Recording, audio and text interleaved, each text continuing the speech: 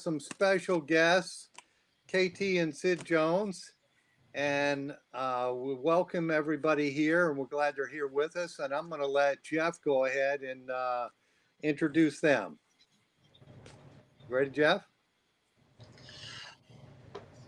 So, everybody, this is KT and Sid Jones. As you know from all the posts that we've been putting out on the page and the teasers on YouTube, that they were with Mel Fisher, with Mel Fisher on the Atocha and the Santa Margarita. Sid was a captain of the Swordfish, and KT later on was a captain, I think, of one of Mel Fisher's boats, but they both hunted for and helped discover and salvage the Atocha and the Santa Margarita. So, you know, they've lived the dream that everybody's wanted, and they've been kind enough to come on tonight. They're going to share the experiences. So everything that y'all want to know, just keep asking, and we'll get everything going. But I want you to say hello to Captain Sid Jones and Captain KT Jones. Good evening, they live down in Kissimmee, and they're here with us. Glad you could join us tonight. Captain Sid? Yeah, we'd like to take it away.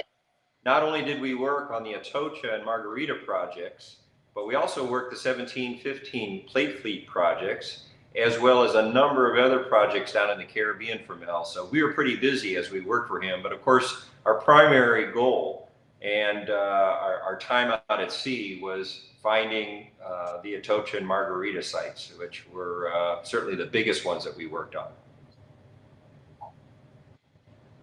Spend a lot of time in That's lots good. of areas. That's really good. Yeah, and I know one of the things you've done recently is put this book out, and I don't know if everybody can see it, but it's a very interesting read, and we have it available at the shop. Sweat of the Sun, Tears of the Moon, a true story. How long were you working on the Atocha project? I started in 1979. KT, when did you start? I first came down to Key West actually in the winter of 1980, and then came down and started working for Mel, volunteering, because they didn't hire women as divers, in the summer of 1981. So we worked on the sites up till 1997, was it? Yes. Yeah. There we go. Okay. Well, I've been reading the book. Very good book, by the way. Great. Glad you enjoyed it. I haven't finished it all. I think I'm on page 150, but it's a very interesting read, and it just I guess the sweat of the sun. I guess that's the theme of it, because I haven't got to where you found the big artifacts and treasure, but it looked like it was a real tough start. You know. Yeah. When I started with the company, I didn't realize it at the time, but the company had just gone through a very down period, and it was actually on its last legs at the time. The North Wind had sunk, which was one of the company boats, and Mel's son and daughter-in-law had both died on that during the sinking, and another diver named Rick Gage. There had been a lot of problems with the state of Florida and the federal government over ownership of the sites. There had been a lot of court battles involved. It was a very acrimonious relationship with the state of Florida and the federal government, and all that took a great toll on the company. As I said, I didn't really understand it at the time when I got involved with them, but the company, had it kept on its trajectory when I first started, probably wouldn't have been in business for another 6 months. It would probably have faded away. But fortunately, we were able to turn things around with the finding of the Margarita, and that changed everything. Yeah, it's just incredible. You know, the diver pay was interesting there. That's a very loose term when you say pay. Very, very loose term. Mel was forever the optimist, and sometimes we wouldn't get paid for weeks at a time. And that pay could be $50 a week, maybe 100. all depending on what the soda machine could produce in quarters. And so sometimes we wouldn't be paid, as I said, maybe up to 6 weeks, and then Mel would give you like $25, and he'd call it an advance. Well, I'm not quite sure how that works out, that you're owed for 6 weeks pay, but when you do get a little money, it's called an advance. But Mel was always the optimist, and he always came through with what he promised, always. Yeah, he never shorted us a dime in the end. It was pretty tenuous at the beginning, certainly. Yes. Yeah, I could see that in the book. It's just very interesting. And the boat that he had parked out there on the site, I think Oh, the it's Arbutus. Arbutus, that's how you say it. That was interesting in itself. And Sid, you were out on it for a week at a time, I think it was. Yeah, it could depend. The Arbutus was actually put on the site to retain the Admiralty claim on the site, to show that we had a presence on the site. We used the Arbutus as a place to maintain crew out on the site. Now that didn't mean it was working. By the time I had started, the Arbutus had pretty much fallen out of any practical use other than just being a station on the site. And we were afraid that if we didn't post people on the site at all times, good weather, bad weather, winter, summer, whenever, that the opportunity would arise for someone else to challenge the ownership of the site. So we wanted to maintain a presence on the site 24/7 year long. Yes. As the company boats went out to work, sometimes the weather got bad, they had breakdowns, they had to go back into port, but there was always one crew member left on the Arbutus to stay out there until the next company boats came out. So the Arbutus was pretty much a floating wreck. It had all the comforts of home, but none of them worked. Certainly had all the rust in the world right there. I mean, it was no working head, no running water, no lights, no electricity, all the rust in the world. And often we would have to stay out there, as Sid was saying, because of maintaining a presence, because the government would then claim ownership. And until we won some of those court battles, we had to maintain that presence.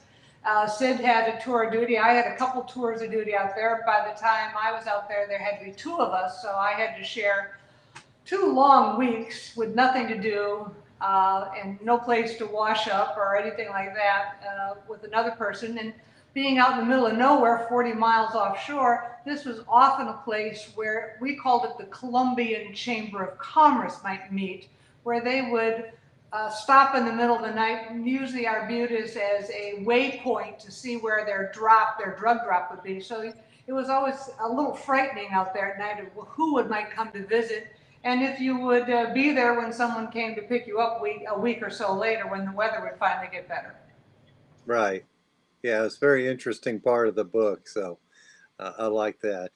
And also I guess the palmetto bugs were on the boat there with you. Palmetto bugs. Palmetto bugs, yeah, just a few.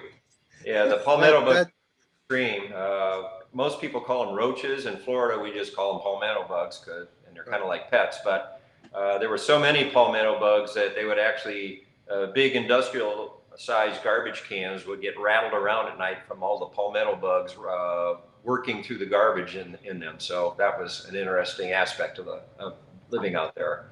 Yeah, it's just amazing. I moved down to Florida in 1981, and shortly thereafter, my wife's family's from Key West, so we took a little trip down there. And I wish we would have stayed there, but we moved to Tampa. But the palmetto bugs down there were bigger than the ones up here in Tampa. And I was driving down the street. I guess it was in an old town, and the whole street was moving. I was wondering, what is that? And then I'd start driving over, and it's like a herd of palmetto bugs. So in Florida, they're the state bird. For you, they are the state bird. Well, obviously, with your experience with the palmetto bugs, you realize that wasn't an exaggeration about them moving the big garbage can around. No, I understand. If you got hundreds or thousands of them, they would do that. And for you folks who are not here in Florida with us from all over the United States, people tune on into our little program here. Those palmetto bugs are roaches, sometimes 3 inches big. So it's kind of creepy when I first moved fly. Yes, they fly at you. Absolutely. And they fly. You know, Takes a people while to always get talk used to about those. the romance and the glamour of treasure hunting. Well, that's an aspect of it that you might not think about when you think of being a treasure hunter and finding gold and silver. It is a little sobering, and there are times when we might have gone weeks, even months without finding anything. And then there's that day when you find $500 million worth of gold and silver. Yeah. Well, you know, we always heard Mel Fisher say today's the day. Did he really say that?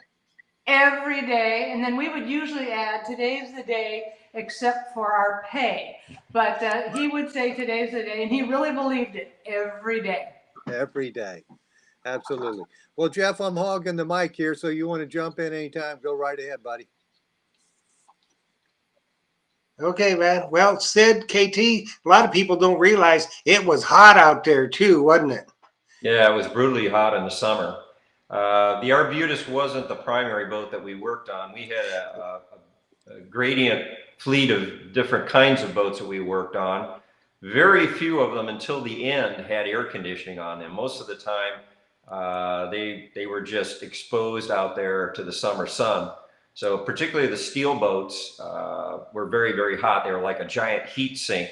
And then when you have the engines running constantly all day long, that's pumping up heat from down below, you've got the compressors running all the time. The noise is deafening. You never get away from the noise unless you're underwater. And even there, you can hear the engines running and the compressors running underwater. So going in the water was the only way to get away from the heat and to dampen out some of that noise. And to have a moment of privacy, a little moment of being alone. It was normally they try to, when you're diving, they want you to dive with somebody. We tried to stay away from each other, especially with metal detectors. They, as you already know, your audience and your followers, you don't want to be near each other with the metal detector. So we would try to dive as far away from each other as possible. And depending on how much diving you did that day, whether you had enough dive time left. And if you were fortunate enough at the end of the day to dive alone, it was glorious to have finally a moment where there wasn't the noise and somebody right on top of you, because the boats were relatively big, you know, 50, 60, up to 100 feet. But most of that space was used by equipment for salvaging or for areas to store the artifacts. Very little room for the crew itself. So sometimes your only reprieve was that time when you could be diving. Okay. So now Yeah. you How guys deep were, were you generally diving? I'm sorry, we got two questions at once. go ahead, Jeff. Go ahead, Phil. Okay. What type of equipment were you metal detecting with? And also, Jeff had already asked, I'll tell his question was, how deep were you diving? Well, the types of equipment, the metal detectors change. We only use pulse detectors, obviously, in salt water. When I first started with the company, the whole entire company just had one metal detector for all of the boats. Everybody had to share that one detector.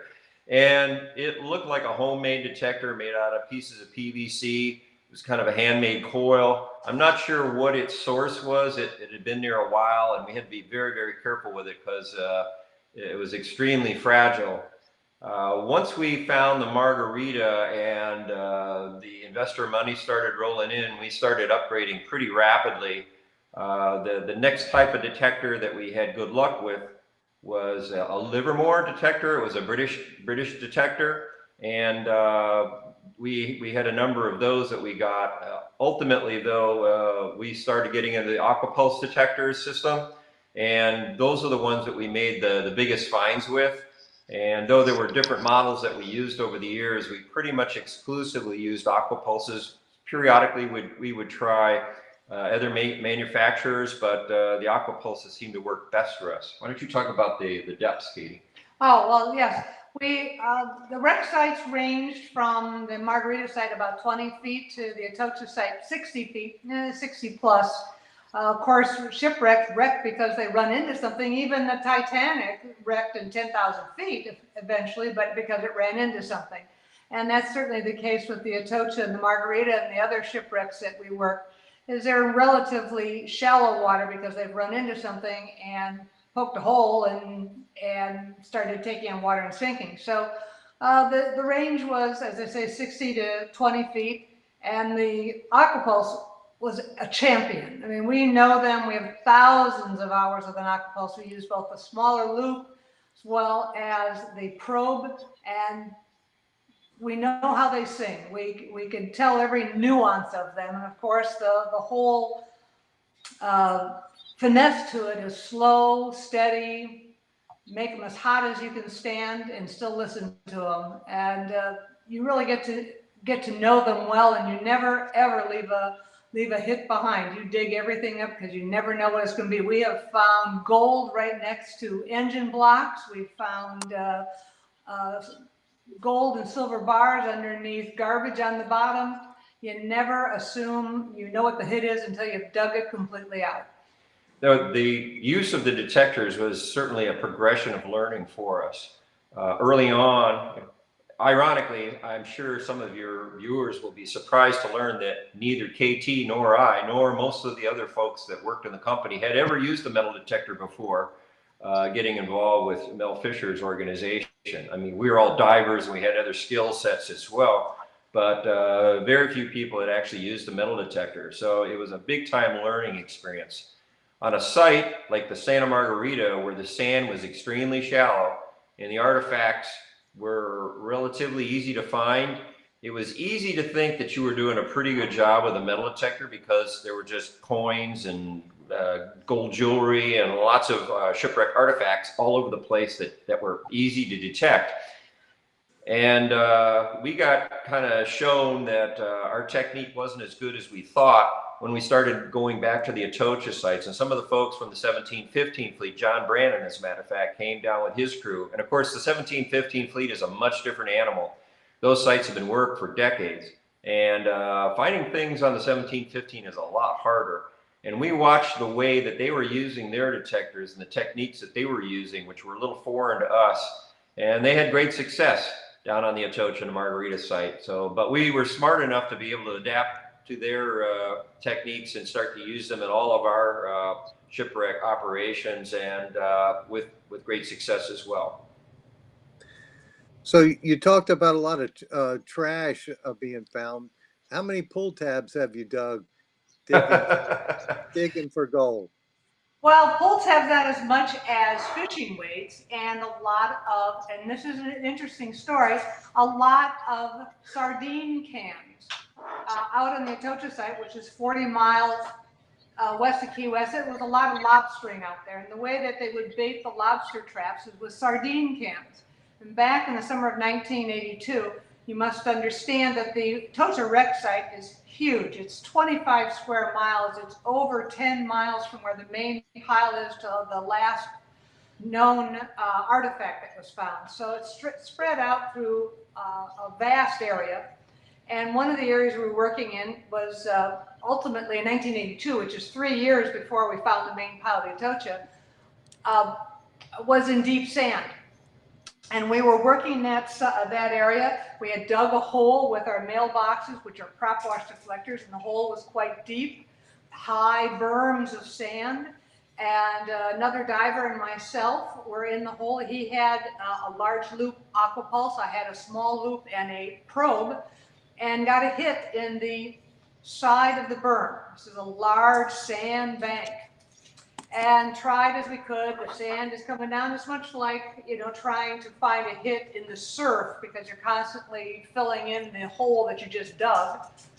And we weren't getting it. We went back up and repositioned the boat and blew another hole, blew a little bit more, tried to get it again, and we weren't getting it. We were up to our armpits in sand and just couldn't find it. And finally, last minute, grabbed in there, could feel this sort of can, pulled it out, and the other diver looked at it and said, it's a sardine can.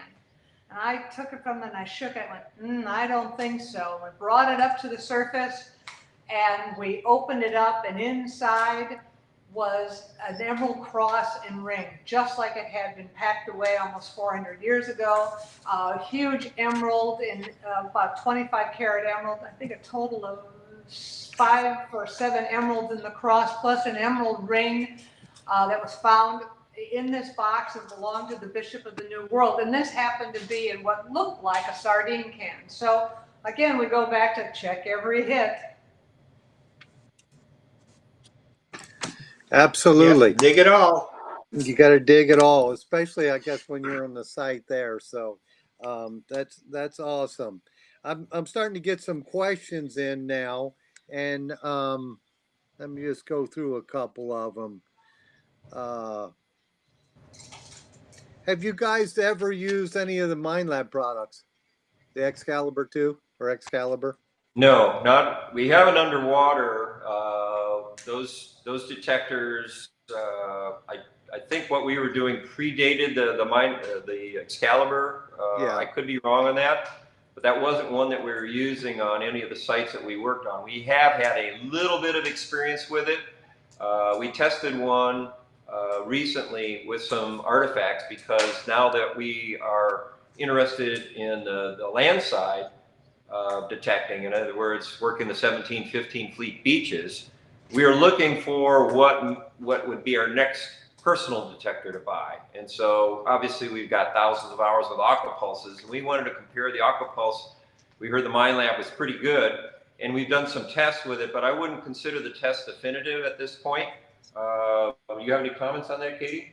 Well, no, we did with our friends who are just starting to get into metal detecting on the beach, and we took a bunch of artifacts there to check against the different types, the aquapulse, the MindLab. We used musket balls like this. We tested it against copper sheathing like you'd find on the bottom of a ship. We also used it against coins like the ones we have around our necks. These are pieces of 8 that we check to see how far away they would detect using a MindLab as well as an aquapulse and a Garrett. Yeah, those are the 3 that we've tested so far, but I wouldn't consider them absolute tests. We made a spreadsheet on the data, but we're still not finished with all the testing we'd like to do. So to answer that person's question, we're familiar with the MindLab, not familiar enough with it to be able to rate it compared to other detectors that we've used. And we certainly need more time with it to get familiar with it. Okay. And then I have another question here from John David. He was asking, what is your favorite find that you've found? Favorite find? Yeah, no, go ahead. Yeah, you have a couple good ones. There's, it's hard to quantify that because there's been so many remarkable finds on both those shipwreck sites as well as the 1715 fleet sites. One that really stands out to me was purely accidental. I was trying to direct the movement of the boat that I was running to an area that was undug, and I had a fairly rookie crew on board they couldn't tell me. And I put them in the water, put the divers down the water, and I said, has this area been dug before? We were trying to work in next to an area that had already been worked previously, and they just couldn't tell. So, and frustration, I put a mask and fins on, jumped over the side. This was on the Santa Margarita site. And when I swam down, held my breath, swam down, kind of looked, and popped up to the surface, and I directed them to winch the boat over to where I was hovering in the water. And before I had no idea how deep the sand was. Usually the sand on the Margarita site was pretty shallow. So I just hung on the mailbox frame on the back of the boat, and I had the first mate dig a short hole.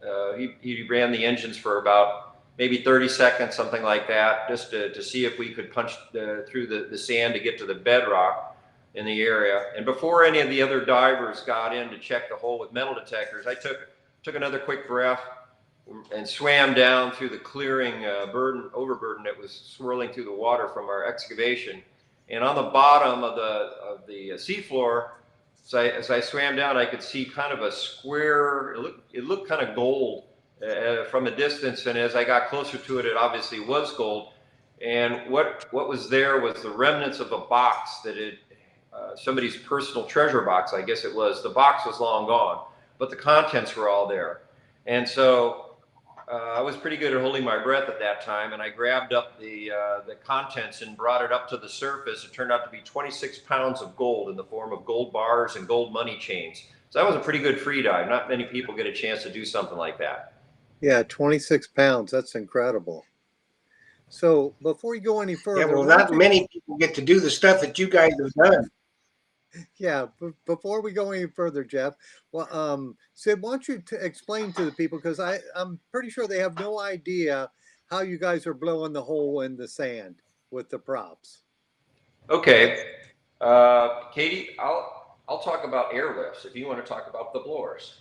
Okay, well, we refer to them as mailboxes only because of the first ones were actually taking a repository box, like the blue boxes, mailboxes you find at the post office, and something sort of that shape, and slipped it over the prop of the boats that were digging up in the 1715 fleet. And that actually started, Mel started that, and the first time he used it to push down fresh water, clear water, down to the bottom so you could see what you were looking for. 1715 fleet's very murky and very hard to see, and he thought, well, if I just blow down some clear water, I'll be able to see the bottom. When he did that, his first hole, it blew away sand and sediment on, was that Douglas Beach? Yeah, Douglas Beach, and blew away the overburden and exposed thousands of gold coins. Well, he said, well, we've got something great here, and started doing that to all the boats in order not just to blow down clear water, but to blow away sand and sediment. From that, the term mailboxes became into effect, and basically they're just sort of like an elbow macaroni. This is the prop, it goes up to it and bends down. You anchor the ship in a 3 or 4 point anchorage so it doesn't move, and you use the prop wash to blow down to the bottom, forcing water down the bottom, blowing away sand and sediment, not blowing away artifacts, hopefully, just the overburden, and not so much that you're digging down to China, but enough to get to the artifact strata. And that was blowing holes or mailboxes or blowers. All of those are euphemistic terms for what we would do. And we could blow from anywhere from a couple minutes to 40 minutes in deeper water and deep sand. And it could move 20, 30 feet of sand, depending on the area and the consistency of the sand. Yeah, some of the boats we had very large engines, like locomotive style engines with huge propellers on it, and that's a lot of thrust being deflected down towards the seafloor. But you need power like that when you're working in deep, deep sand or deep mud to get down to the artifact strata, as Katie was talking about. Well, one case in point is down where the main pile was found, which was 50, 60 feet, is actually hard packed mud in some areas. The main pile, the Atocha, was basically a reef of silver bars, 40 feet long, 20 feet wide, and 5 feet high of silver bars. But around it and south of it, where it came up over the reef and damaged itself before sinking, is deep, hard-packed mud.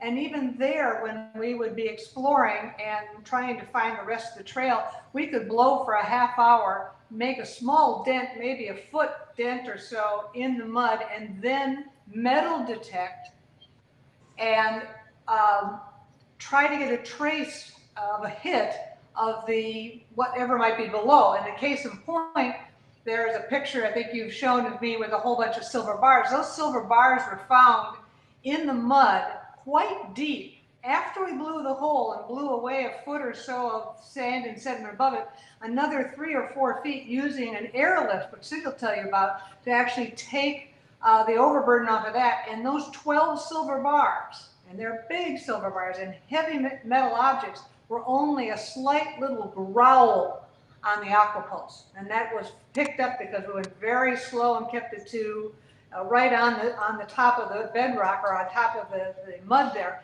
And it just produced a little growl. So we sometimes would have to use both the mailboxes and an airlift to get down to the area and the strata where the artifacts were. So the mailboxes are a great method for moving large amounts of sand or mud. But when you get into an area where you have a high artifact concentration, it's probably not the best tool that you want to use. If you want to use kind of pinpoint excavation, we use a device called an airlift, and it's a very simple device. It's a long tube. We use PVC piping for ours, and a compressor on the boat pumps down air through a hose down to the very bottom of the tube, and the tube kind of stands vertically in the water column. So the diver's down at the bottom controlling the airlift tube itself. And as air comes down into the bottom of the tube, it is forced through a valve inside the tube and then rises inside the tube. And that creates a vast pressure differential inside. As that rising air comes up, air or water is trying to suck up into the bottom of that vertical tube. The longer the tube is, the greater the pressure differential, so the more powerful they become. And since we are operating primarily in 40 to 50, 60 feet of water, we could have really long airlift tubes. They become very, very powerful.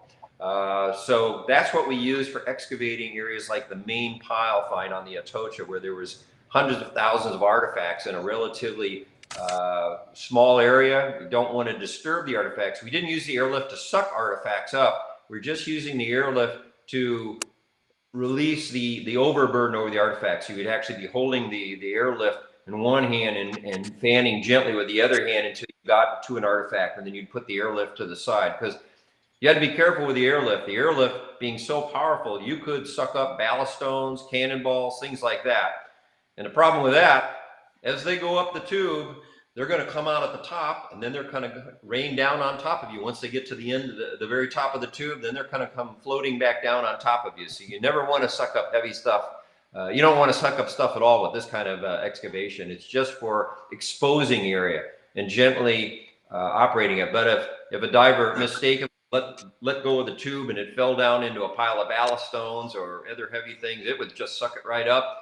You better have a hard hat on, because all that's going to come raining down on top of you in a few seconds. Jeez. Sounds a little dangerous. Occurrence where the diver at the end of his shift underwater, time to come up, is out of dive time, had set the airlift off on the side and let it, just cracked it open a little bit so it would stay standing up. It was always hard to get back up in the upright position if you let it fall down. So you just put it in the bottom, put it in the mud, left it cracked open just a little bit. Where he set it, unbeknownst to that diver, there had been a bag of uncut emeralds that had been on board the Atocha, a sack of them, and that had fallen out and had landed there in this mud, had been covered up with sand and mud through hundreds of years, and now the airlift was over the top of it, and it was sucking up these emeralds, and it was raining green stones everywhere on the bottom after that. Interesting. Hey, I've got a couple more questions here. One was, were the mailboxes on the boat in an original design? I guess Mel designed that, or how did Well, he himself personally didn't design it. The very first mailbox was actually a collaborative effort between Fay Field and Mel. That was the one, as Katie described, that actually looked like a corner mailbox. Over time, we had marine engineers and other folks that worked on staff, and they contributed their knowledge to trying to improve the mailbox design, to try and get as much efficiency out of the design as possible. So they weren't just kind of random sketches. I'm sure originally the first generation of them were, oh, let's take some old metal and bend a tube out of it or something, and then try to put it over the props. But over time, they were developed to a fine art, and they became much more efficient. We even tried putting extensions on, making them shorter. We did all sorts of experiments with mailboxes to try to make them as efficient as possible. And the great thing about the design is you can modify the design to be used in really shallow areas like the 17-15 fleet, where on calm days you can get into just a couple of feet of water, or they can work very well in deeper water too. It kind of depends on the bottom stratigraphy, how well they work. If you got dense, hard clay, they don't work quite as well as they do in sand, but they're still a remarkable piece. And they still use them on the East Coast with the 17-15 fleet then, right? Yep, they still use them there. They're still being used on the Atocha and MARGERITA site. And actually, anybody that's involved in this kind of work worldwide, you'll find quite often has a mailbox setup on it. So it's kind of a universal tool now. Oh, that's interesting. Mike Mayo has asked, what was your worst experience? Oh, well. Arbutus.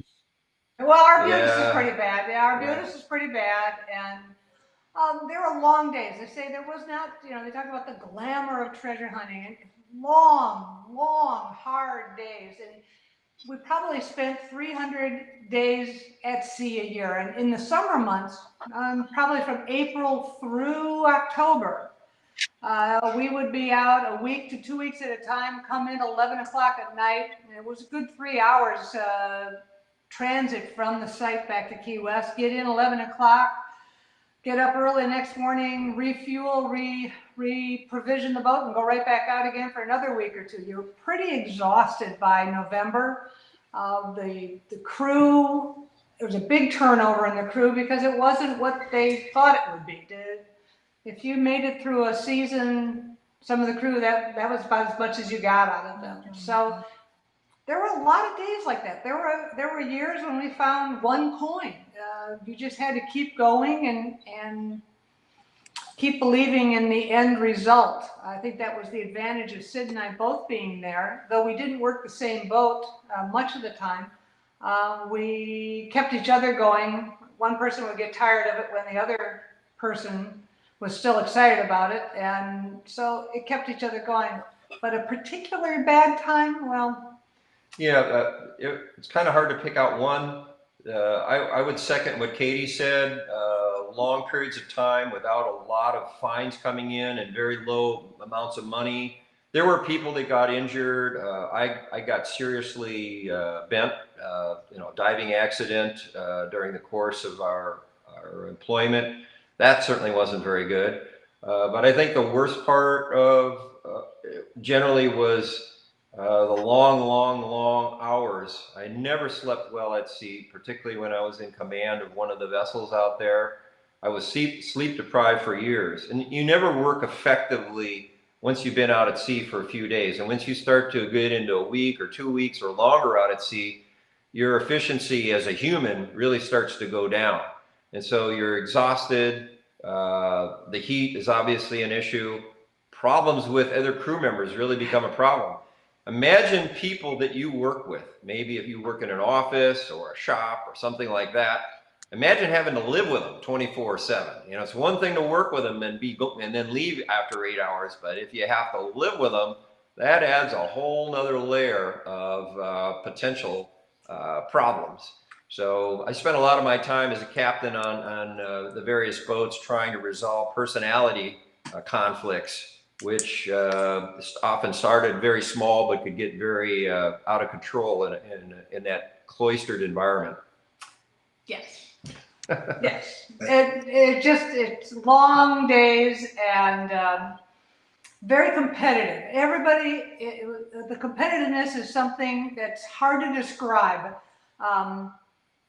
The guys would compete about everything. They could compete about who could pee the farthest. They competed on everything, and so every day and everything you did, whether you found something, whether you didn't find something, everything was a competition. So you sort of kept you on your game, but it also added a lot of stress. Interesting. Hey, Rich Shabbat is asking, have you guys ever used any of the Fisher metal detectors, specifically the 1280X? Or no, I can't give you Impulse? any intel on that. One of the viewers should need to understand the original reason that we became so embedded in the Aquapulse family was because someone told Mel about the company and that they made really good detectors. We started using them and had great luck with them. And then Mel himself actually became an investor in the company and was a distributor in the United States. So from that point on, that's pretty much what we use. Oh, okay. We used some Garrett's. We tried some of those. I wouldn't say we never used a Fisher. I think some kind of passed through the company, but they weren't because of the Aquapulse tie-in with Mel's business we have arrangement. A lot of spare parts too. Yeah, we pretty much use those exclusively. So I can't compare the Fisher that you're talking about or any other Fisher with what we did. So can't help you on that. Okay. Very cool. And then I have another question from William Stone. He wants to know how many ships sank in the 1622 fleet and the 1715 fleet. How many ships? There were 26 ships that were total in the 1622 fleet. Not all of them sunk. I believe there were only 6 of them that were overcome by waves. The storm that actually hit the 1622 fleet ships would probably a Category 1 hurricane. And the hurricane didn't overwhelm the big ships like the Atocha or the Margarita or the Rosario. It blew out the sails, it crippled the rudders, so it limited their ability to control the direction that they were going. The waves didn't really overcome them. There was one called the Buen Jesus, which was overcome by waves because it was a very small vessel. But the big galleons didn't sink because they were overcome by giant seas. They just couldn't control the direction that they were going. The Atocha, the Margarita, and the Rosario all were pushed into shallow areas, and that was their downfall. So they just couldn't control their direction. The rest of the fleet was pretty beat up, and they eventually went back to Havana and refitted and then sailed onward to Spain. The 1715 fleet, 100 years later, is an interesting fleet. You know, where everybody talks about the Atocha and Margarita for the amount of gold and silver that they had. The 1715 fleet actually had several years of mint production on board. The big fleets hadn't been going back to Spain due to a war that Spain had. I think it was with England. Was it? No, it was the War of Succession. War of Secession. Okay, sorry. So that would have been Hump, right? Yes, it was between Charles and Philip. Charles and Philip. So they hadn't shipped any of the growing quantities of treasure that were piling up at the mints for a number of years. And then finally, when the war was over, the king sent the fleet over to pick up all of this accumulated material, and they loaded up and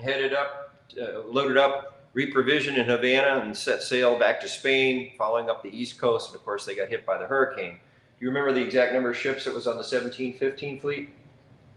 Well, I thought it was 10. Yeah. And then there's 2 missing. Yeah, there's several missing. There were smaller escort vessels, and then there was the larger ships. And the ships from the 1715 fleet were much bigger than the 1622 fleet ships. They almost weren't galleons anymore. By the time the 1715 fleet came about, they had multiple gun decks and were much larger than the Atocha and Margarita were, and carried a lot more. About 5 years ago, Sid and I took advantage of being able to go to Havana. And at the end of the appendix of his book, Sweat of the Sun, Tears of the Moon, there's a whole appendix that was added after our trip, because we were able to go and find where the ships sailed from in Havana, the docks where they sailed from, the forts where they had unloaded all of their treasure and reloaded the treasure, the shipyards where they were built, the place where the salvager had left from in Havana who salvaged the Atocha. A lot of that we found out when we went to Havana, which is in the second edition of Sweat of the Sun, Tears of the Moon, Havana Connection Edition. So there's about 20-some pages in the back with pictures and locations of where all of those galleons came into Havana, which was considered the keys of the Caribbean. The Gulf of Mexico was considered Spain's Great Lake. And she owned all of it, and so much happened right there, and so much happened in Havana and in Cuba. So we talk about that quite a bit, and they all had that in common, where they came from and where they set sail from in Havana. Awesome. Well, Jeff, I guess I'm gonna hold the book up here, guys. We're gonna do a drawing for a book. Is that what we're doing today, Jeff? Yep, we are. We got both books. We got KT's reference book of Coins of the Galleons and Sweat of the Sun, Tears of the Moon. Best read you'll ever get. And just in case you don't win the book tonight, we've got them available at the shop. And if we run out, we can always get some more. So that's right. Yeah. And I believe we signed them too, all of the books that you have in your shop. Yes, they're signed, so they're autographed books. that we have here. And this little coin book, this guide on the lost coins of the galleons, I think that's a really cool reference book. So, and it's got, I don't know if I can hold that up there. It's just got a lot of information in it. So, Well, I here's have a them little both. example, and it's just a primer. It just gets you started. A lot of people use it as just a reference, whether they're buying a coin, whether they have found coins, whether they're talking to a friend about a coin they have. But it gives you a background of what all the markings mean, where the coins are from. Actually, a little bit about the wreck sites and how they came about in the New World. It's a primer on getting you started on identifying the Spanish colonial coins. And it also does have a reference in there, a compendium of other books that you can get as reference books if you want to know more. But this will get you started and get you interested and give you some information to show off to your friends when you find those coins on the beach. Absolutely.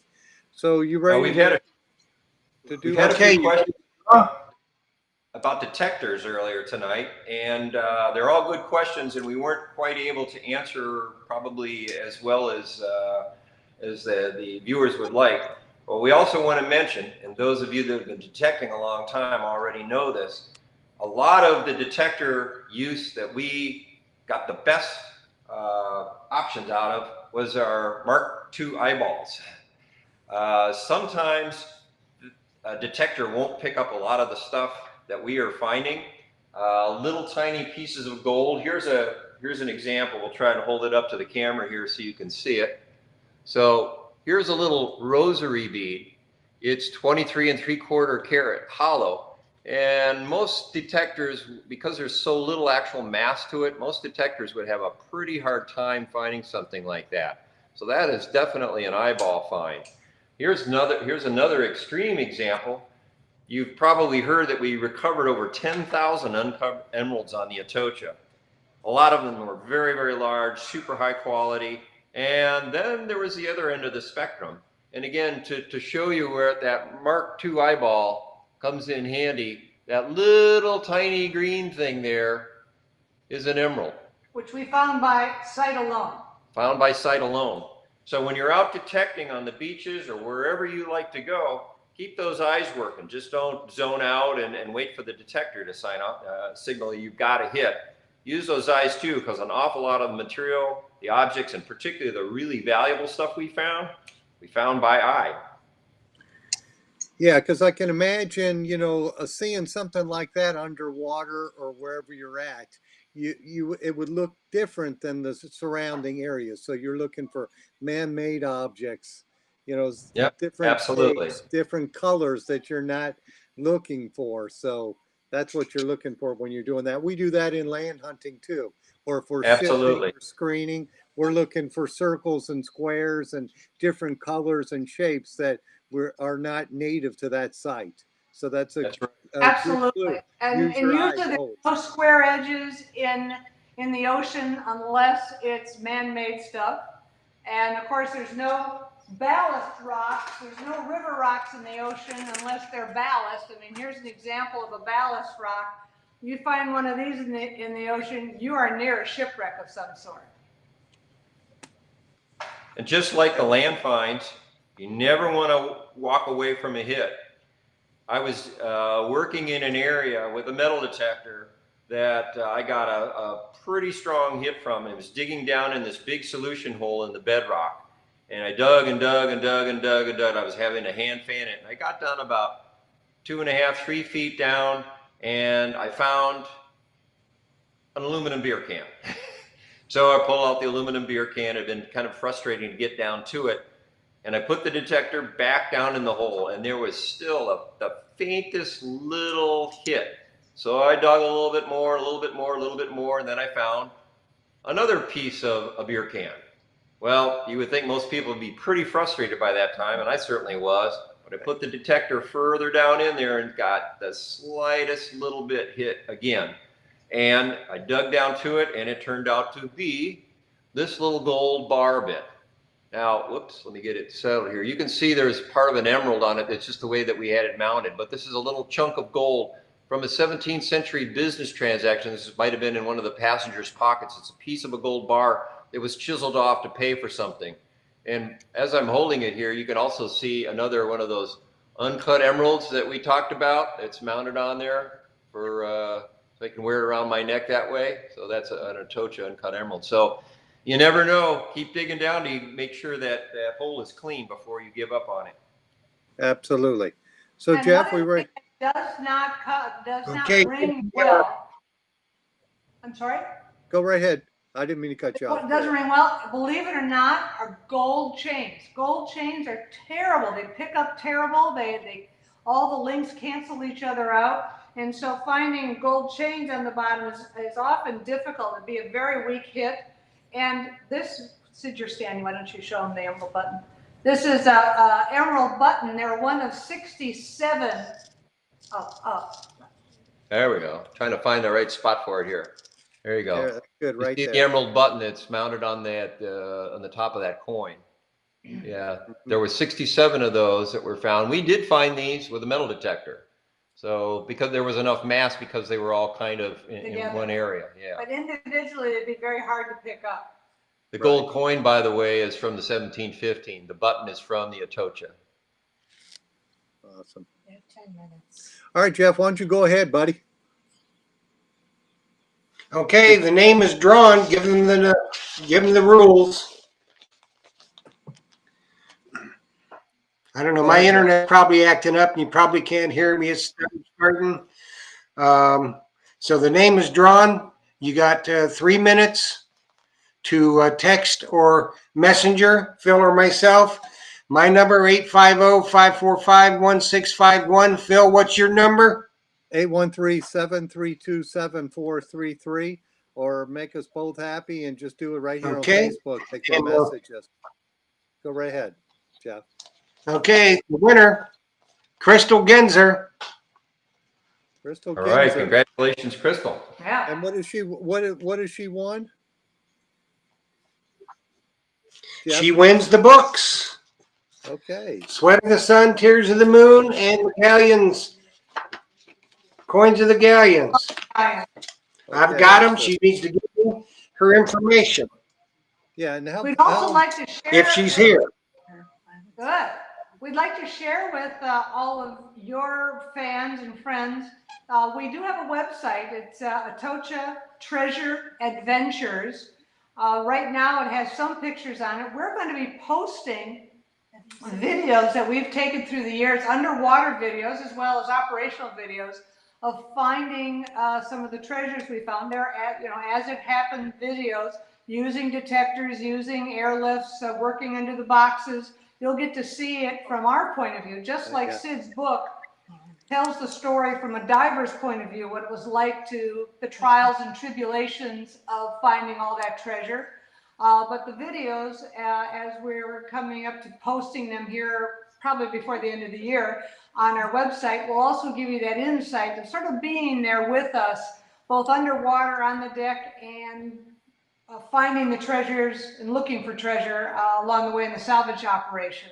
So that's Atocha Treasure Adventures .com, of course. Donald Brown wants to know if you have autographed copies. I know you just. Okay, also, KT and Sid, be sure that you post on the webpage contact information, because as we understand it, you guys love to do functions, whether it be metal detecting club meetings, rotaries, any kind of place where they need a good speaker and a good program. You guys are available. Is that not right? That is very true. We really enjoy doing presentations. We have a PowerPoint presentation that we give, and as well as bringing some of our artifacts and treasure with us and talk about the salvage effort, the treasure hunt, the CSI, the mystery of finding it and what we followed along the way, and share it as it happened with people. So we love doing presentations. There's contact information on our website. Happy to talk with you about your group that would like to have a presentation. Again, that's Atocha Treasure captainadventures.com, and all of our contact information is there. Or you can email me at captainkt@juno.com. That's CAPTKT@juno.com. Happy to talk with you about any of those opportunities. All right, and I just want to Okay, remind Phil, folks, I don't think Crystal's watching. She loses out. yeah, I don't think so. She hasn't contacted us yet, but I do want to remind folks, I've had several questions already. Do we have Nope. autographed copies in the shop? And yes, we do. And I guess, Jeff, do you want to pull another name? Okay, the next name. Okay, the next guy, I know he's here, Bruno Rosa. Bruno I just saw him Rosa. come through. So you got to text us. Yep, Bruno Rosa. 732-7433, or you can Facebook message us real quick. That would probably be the fastest way, my friend. And I haven't heard him yet, but I'm sure He he's, said here. oh, he's here. He's the winner. So he gets a book. And for you folks who haven't received one, you can always purchase it at our shop, and I'll be there this week. I'll be there on Tuesday, Wednesday, Friday, and Saturday. So come see me. We've got autographed copies, and it'll be great. Do we have any other questions from any of the viewers tonight? I've got loads of questions. We haven't got to all of them, but one that people are always asking, and Allison Walker's asked this, how about sharks? Have you had trouble with any sharks while you're doing your dives? I think the biggest sharks was the government. they were certainly patrolling and trolling us. Yeah, we saw sharks, but they weren't a problem. Yeah, our experience with sharks is that they're there, but they didn't seem to be very interested in our activities. When we were operating the blowers, the prop wash deflectors, the mailboxes, whatever name you're using, that didn't seem to attract sharks. What we did get a lot of was barracudas and stingrays, because as we were uncovering the seafloor, lots of sea worms, crustaceans, other things like that would be exposed. And so the stingrays would come in, a lot of barracudas would come in to see what was going on. We didn't have too much interaction with sharks. Even the 1715 fleet, we would be operating when they closed the beaches. We'd be digging in near zero visibility, working off the beaches of the 1715 fleet. And we knew that there were sharks there. The bait fish were running through, but we never seemed to get bothered. We'd get bumped once in a while and hope that that was just a shark kind of tasting us and then moving on, but that was about it. Well, that's cool. You know, you see all the time divers, they have these shark things and where they're actually feeding sharks. And I always thought, man, that's crazy. Yeah, we weren't doing. Yeah, I know you guys wouldn't be doing it, but I just think that's crazy where people would actually feed sharks because it teaches the animal to come to people for food. So, yeah, probably not a great idea. Yeah, it's not a good idea, but at least you guys weren't bothered by them. So that's a good thing. And then other comments I've gotten, you guys are two great guests. I've seen that rolling down my screen real fast. And I know our club here in Tampa, and then there's a club in Largo or St. Petersburg. We would love to have you speak at one of our meetings, but right now everything's kind of shut down for COVID. So when that changes, for sure we'll be contacting you for that. Great. We'll look forward to it. Yeah, because appreciate the compliment. Oh yeah, everybody loves you guys. So excellent talk for the show tonight. So Jeff, why don't you real quick tell the folks who we have coming up for next week's show in the next couple weeks. Okay, if the internet with me. Next week we've got metal detecting with Nemo. That is going to be the Brownie's Third Lung people with the hookah outfit, the Nemo outfit. So that'll be a good one. So make sure that you're tuned in for that. KT, Sid, you were fantastic. We appreciate you like you can't believe. We're awful glad that you chose to spend some time with us tonight. And we'll get your information up on the on the page so everybody can see it. And we're going to have you back again. You can bet on that. But it's time for us to go. We got about 5 or 6 seconds. So again, KT said, thanks. Phil, thanks. Take us Find out. your treasure. Yeah, I wanted to thank everybody, and remember, folks, I'm open Tuesday, Wednesday, Friday, and Saturday. And also wanted to thank my silent partner over here, Jocelyn, my wife. She hands me all the questions. KT and Sid, thank you, and thank you, my good friend Jeff, for the show tonight. Awesome job. All right, guys. Thanks so much for having us. Thanks. We'll see you soon. Bye now. Bye-bye.